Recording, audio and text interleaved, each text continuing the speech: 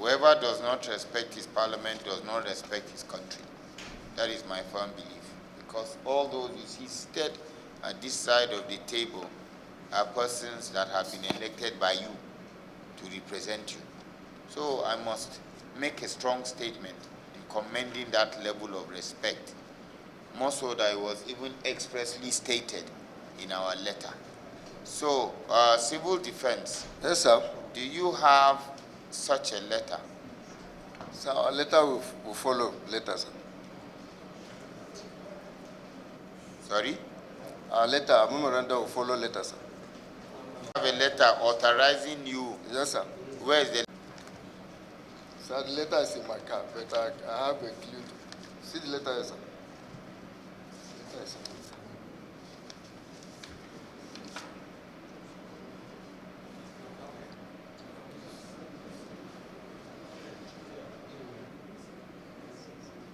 Honorable colleagues,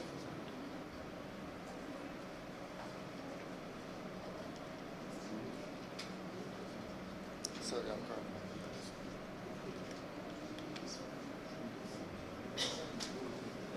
if your letter is not ready, of defense, Ministry of Solid Minerals, my own ministry, do you have a letter from your minister or at least the PAMSEC? Yes, the Honorable Minister and the PAMSEC, they have it in mind to come in person today. But because of the officer travel on Friday and because of the time, that's why the PAMSEC said I should come. So you don't have letter, no yet. No letter. It is quite disheartening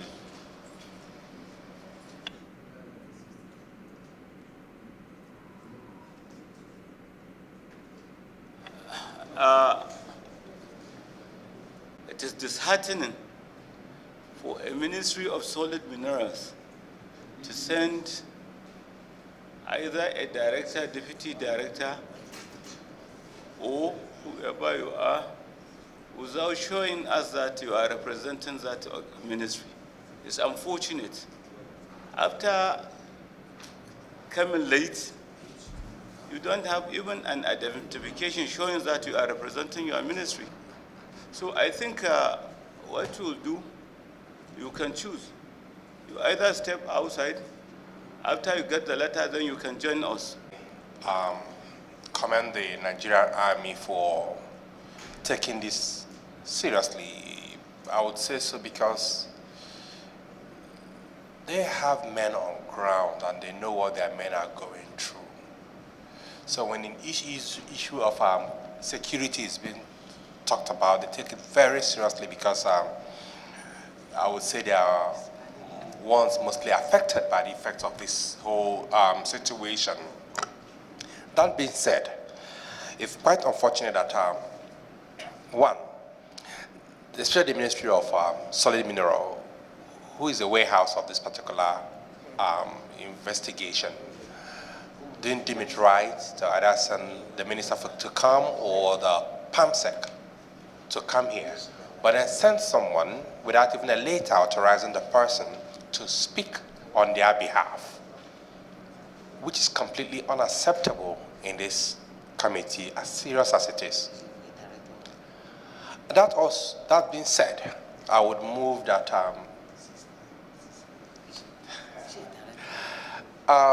civil defense, I believe by God's grace, you guys will do better. Thank you very much, Mr. Chairman.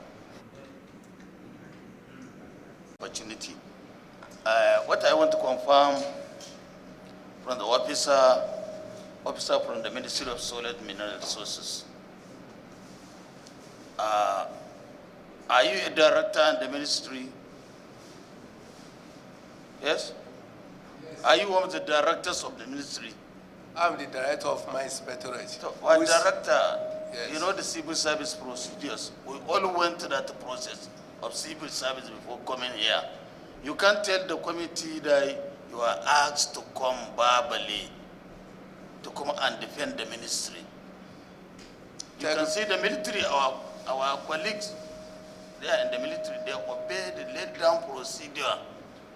They even submitted their own inputs. But it is unwise, honestly, to say you are asked to come, you are called to come to this meeting. Please, let us do something about it. Please. Because if you understand this sitting is trying to help your ministry, the military has nothing to gain. It is your ministry who will be the beneficiary. So you cannot come empty-handed like this to say you are asked verbally to come verbally and defend the ministry. No, it's not proper, honestly. So that is my submission, Mr. Chairman.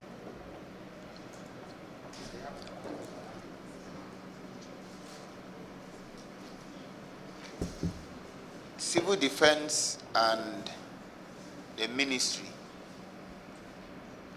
will not take you today. However, we expect that you please, because be it as it may, we owe you a duty of care. We are your representatives, but procedure must be followed. For the purpose of this exercise today, you may wish to continue or continue to listen while we expect you to get those documents authorizing you and forward them to the Secretariat as against the next sitting day that we are going to inform you of. Because this is not an engagement we can finish in one sitting. So for the purpose of this sitting, thank you for coming. Sit down, and I crave the indulgence of my colleague to allow you sit down and just listen through. But we will expect your memoranda for you, the civil defense, along with your letter, forwarding it and forwarding the fact that you are representing your agency. While the ministry, all you need to do is to get us a letter from your minister delegating you to speak on behalf of the ministry. We appreciate the fact that we put attention, minds, because it is your department. But we equally stated that we will desire the chief executive, or at least he should send a letter conveying that you will represent the ministry. So kindly get us that letter as against the next hearing. So, but just as I said, we thank you for submitting your memoranda. Get us that letter so that we know that anything you say is with the full authority of the ministry. Having said that, can we please just engage the Chief of Defense Staff and the Chief of Army Staff? Any questions? I believe we should have a number of questions for them so that we can exhaust their appearance today.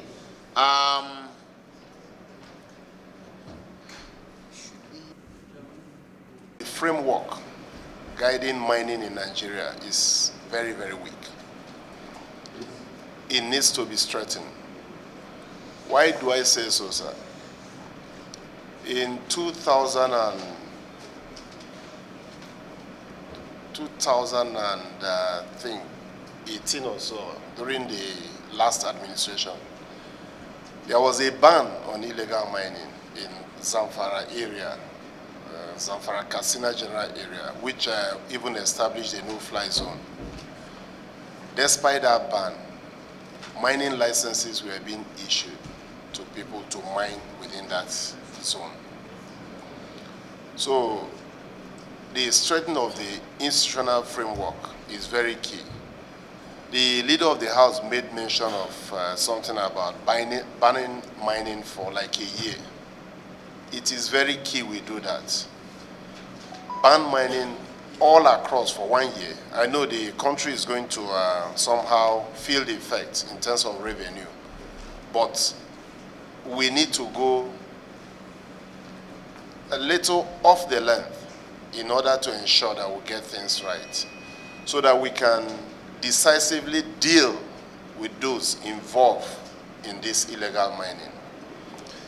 Then one thing we notice also is that, sir, whether it's coincidence or what, we can't say, but we notice that insecurity thrives where this illegal mining is happening.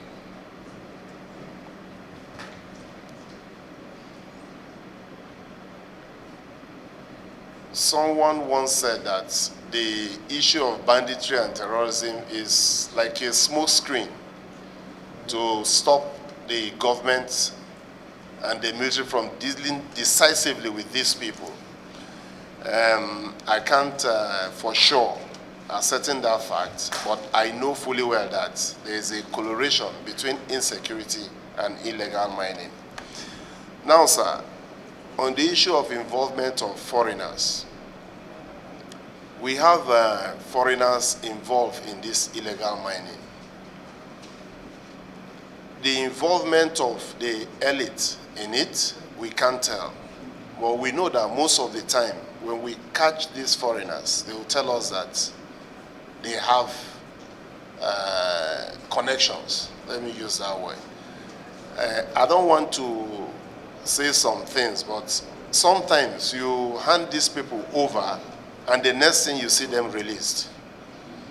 We have as far as people from, that's Burkina Faso, coming to mine in Nigeria. So the straightening of our borders too is a factor. Why I'm saying all this is that there is need for the government to equip properly those involved to checkmate most of this illegal mining. There's need for government to equip them properly and also give them the marching order. You know, it's one thing to say, and another thing to see that the government is really committed to deal with people. Anybody caught in this illegal mine must be dealt with decisively, and examples should be made for others to know publicly that this is what the government is doing to ensure that we tackle that area. The third aspect we noted is, or let me say the fourth aspect is poverty. These areas where this illegal mining take place, the people are poor. Virtually lack of education is also part of the thing. Most of them that we get, one way or the other, they no formal education. And this illegal mining is, you know, let me say, the people perpetrating this thing use them. So it's their own source of livelihood, you know, the people within that area. So the army will give a little bit detail on some arrests that we've made or mining sites that we've raided. I'm just talking in general terms, sir. So what is the way forward? The way forward from our own view is that, one, we have to strengthen the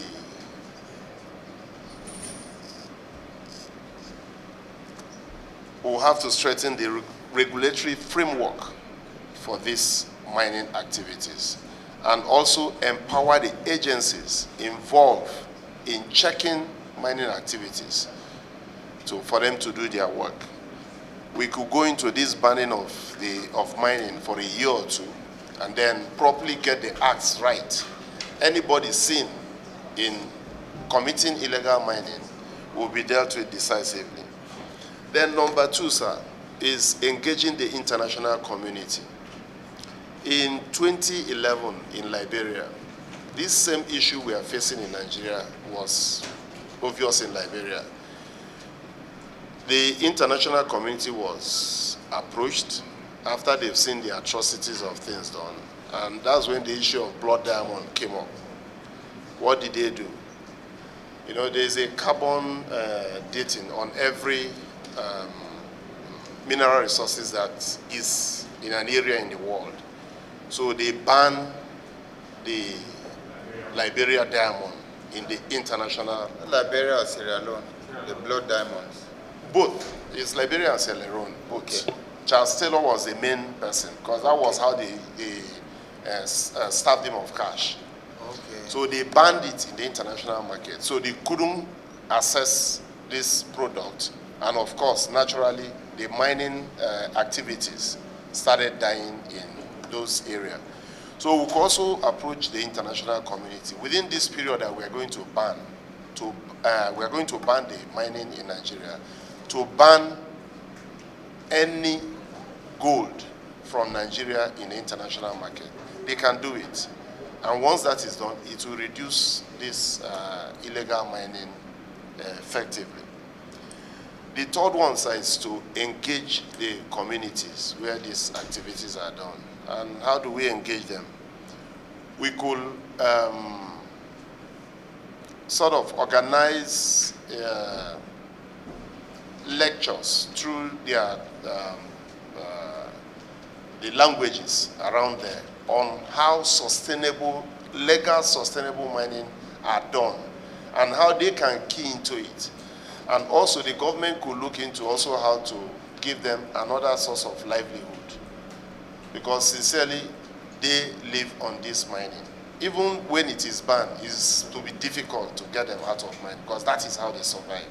So another source of livelihood, the government can look into it, set up a committee to look into it on how to give them another source of livelihood, while the ones that want to be involved in mining will be shown how legal, sustainable mining is being done. And then finally, sir, the government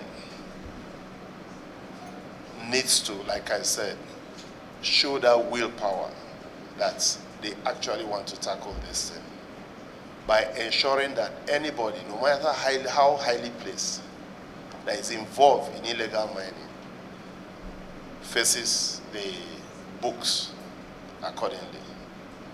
Thank you, Mr. Chairman. We will need, it's because of the formal application you made why you do not have your memoranda present, but would need you, when you get back to the office, please put a formal memoranda together and send it over to us. And I crave your indulgence that, after all, you're on record, you've been recorded, but it should contain all you have just presented to the House. I would want you to sit down, relax, let's take the rest, or better still, let's take the rest so that we can now engage once and for all. I crave your indulgence, yes? So, Ami. Chairman, Joint House Committee on Illegal Mining and in Solid Mineral Sectors, distinguished senators and honorable members, I bring greetings from the Chief of Army Staff, Lieutenant General Tawhid Abiodun Lagbaja. We've sent a memorandum as directed. I'll just give highlight of the content of the memorandum which has been submitted. And as stated in the memo, the Nigerian Army conducts a wide range of operations across all the geopolitical zones of the country. I think virtually as it is now, we have the Nigerian Army deployed in almost every state of the country in one operation or the other. And because of this, what we do basically is to support those agencies that are constitutionally mandated to protect the critical national infrastructures of the country, including mining. And in doing that in our operations, we've had to contend with illegal miners. And what we do is, after arresting them, we hand them over to the appropriate agency available in that area. Some of these agencies include the Department of State Security Services, the Nigerian Police Force, and the Nigerian Security and Civil Defense Corps. Sometimes we do conduct operations together where we go to some of these illegal mining sites together and conduct operations, but because the Nigerian Army cannot prosecute them, we hand them over to those agencies to continue with the prosecution aspect. And as contained in the memo, from December to date, we've arrested 387 individuals in connection with illegal mining. We also have vehicles and also some of these these minerals that were arrested, which were handed over as exhibits to those agencies for them to be prosecuted. In summary, I could say from December till date, in Abia, we have 10 people arrested. In Ebonyi State, we have 12. The Federal Capital Territory and its environs, I mean places like Kuje, Gwagwalada, Buhari, and Co., we've arrested 276 individuals, while in Osun State, we've arrested 19. In Oyo, particularly the northern part of Oyo State, where they share boundary with Kwara State, that's, those places are very close to the old Oyo National Park. We've arrested around 55 people. I think they mine Kunzite in that particular place with about 17 trucks loaded with Kunzite. In Plateau, we have 25, while in Zamfara, we have 15. When the AVM was talking the other time, he mentioned the issue of the ban of mining activity in Zamfara, but sadly, we still arrested people in that place, meaning that it is still taking place. Just like I said, we continue to collaborate with the agencies that are constitutionally mandated to check illegal mining. But it is because we've realized there is a nexus between insecurity and illegal mining, which the chairman also alluded to in his opening remarks when he said, if you want, you cannot fight illegal mining without fighting insecurity. And at the same time, if you want to actually reduce insecurity in the country, those agencies that are also mandated to fight insecurity must also fight illegal mining. So in terms of challenges, I think the AVM has touched on some of the challenges which we have. I think the AVM, the civil defense men, and the man from Ministry of Solid Minerals, we've actually been involved in the issue of illegal mining, I think, since January.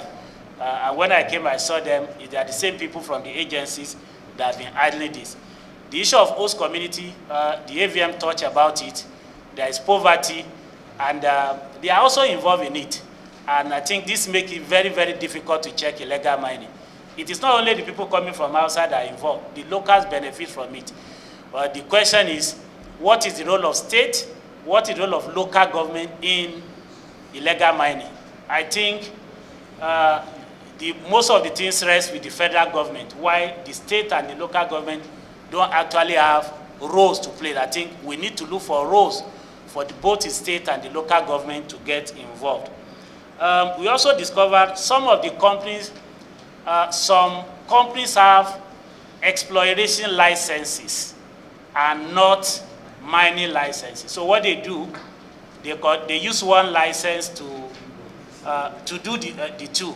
So I think then the issue of I think okay, the role of state and local government. I think I've talked about this. I think so far this is what the Nigerian Army does. We've mandated every Nigerian Army formation unit to continue to support those agencies that are constantly mandated to fight illegal mining towards ridding our country of illegal mining and improve the economy. Thank you, sir. Thank you. More of an active one as against theoretical. It was more of a practical presentation as against theoretical. Yes, in as much as you adopted a lot of what the Chief of Defense Staff said, the truth is that Chief of Defense Staff is more in directing, while the Army have more boots on the ground. We will appreciate it if you can go a bit further and give us a bit more detail. Also, we would, as much as possible, I'm happy you've already started touching on some of the issues with regards to the way forward. However, there are equally 1-2 other areas we would require some level of clarity from, but we will appreciate it if you can go and put some more flesh in terms of detail, especially with regards to the way forward in your presentation.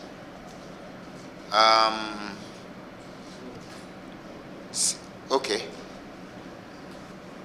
The chairman, sir, I seek your indulgence and respectfully, you know, the defense, be it Army, Air Force, Navy, and the defense headquarters, we all work in synergy. So what we'll do after this hearing is we'll go back, Okay. we'll sit down, make a proper brief on Fantastic. our, because like I said, I spoke generally. They will just touch on the nitty-gritty, which he has just done. Okay. Then we'll forward everything to the committee. Collectively. Yes, sir, collectively. Carried? Thank you, sir. Civil defense.